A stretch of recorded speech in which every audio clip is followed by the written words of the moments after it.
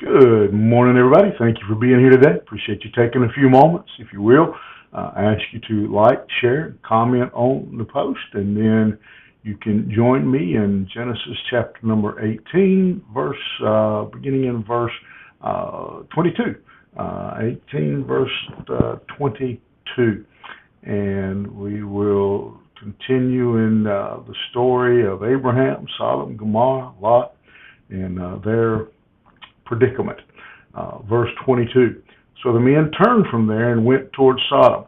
But Abraham still stood before the Lord. And Abraham drew near and said, Will you indeed sweep away the righteous with the wicked? Suppose there are 50 righteous within the city. Will you then sweep away the place and not spare it for the 50 righteous who are in it? Far be it from you to do such a thing, to put the righteous to death with the wicked, so that the righteous fare as the wicked. Far be that from you. Shall not the judge of all the earth do what is just? And the Lord said, If I find at Sodom 50 righteous in the city, I will spare the place. Excuse me. I will spare the place, the whole place, for their sake. Sodom and Gomorrah is unaware that they are just moments from destruction. They have no comprehension of how close the judgment for their immorality is hanging over their head. That they're unaware, and same with many people. There are many people who are rolling out of the bed this morning, not realizing that this may very well be their last day. This may be the day they stand before God. We just never know. But yet we see here that God pauses for a moment, and He gives them another chance. And Abraham is part of that. He appeals to God. Will you really sweep away the righteous with the wicked? Are you really going to destroy them all, God? This is it's kind of an odd prayer. It sounds one of the things when we were in China adopting our daughter, we had been told before we ever got there, and told several times while we were there, that in the marketplace they expected you to haggle. They knew when they gave you a price, they didn't expect you to pay that price. In fact, they didn't respect you if you didn't try to bargain with them.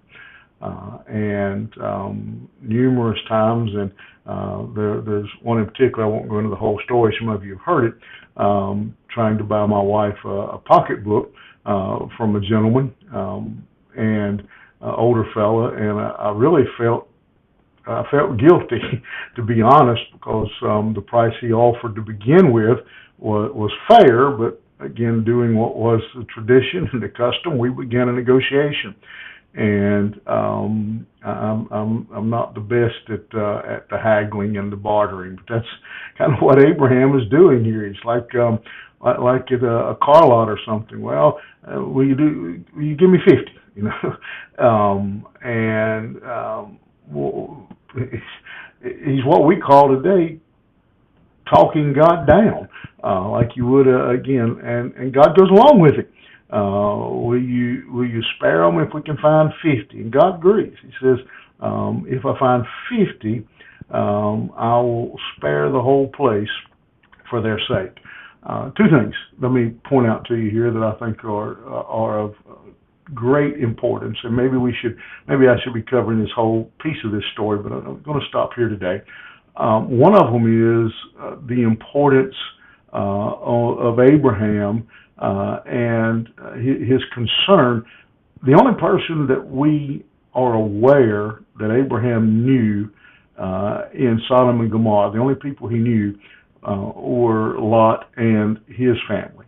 Those appear to be the only people he was aware of. And yet Abraham is pleading for the whole city. He's pleading for all the people there. Again, this was another aspect of that. Remember, Lot chose this area because this land was good for cattle. It was a lush area. And so if God destroys Sodom and Gomorrah, now Abraham can go in uncontested and take the good land. So there's motive there. There's no motive for him to pray for them, really. There's no motive. There is a motive for him to sit back and wait for them to be destroyed. And yet Abraham pleads on behalf of these people. I wonder today, I know we talk about it a lot in the church. I know we see it on the news and we think about it, but are Christians today, are we really burdened by how close our friends and neighbors, loved ones are to judgment? These people were moments from judgment, and Abraham is burdened by that. Today, as we go out into the world, we look around us, look out our windows, turn on our television, just watch the world go by. Recognize that the vast majority of people, if you go to the store today, statistics tell us that about 8 out of every 10 people you pass don't know Christ. If you go to the movie theater, if you go to the mall, wherever you go, look around and count. And as you look around, say, going to hell, going to hell, going to hell, going to hell, going to hell, going to hell, going to hell, going to hell. I believe that's 8.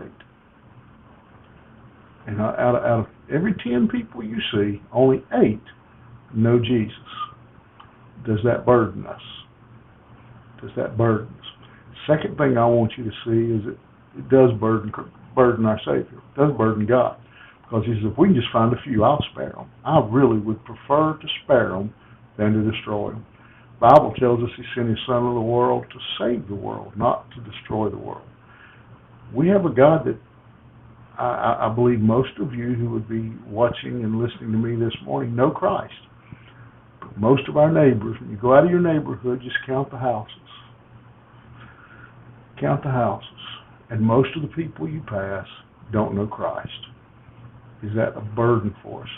I'm not asking, is it a burden enough to even to go next door and knock on their door, to carry them a gospel tract, to take the Bible to them, but just simply to pray for them. Is it a burden? You think about it. Have a great day. We'll see you here tomorrow morning.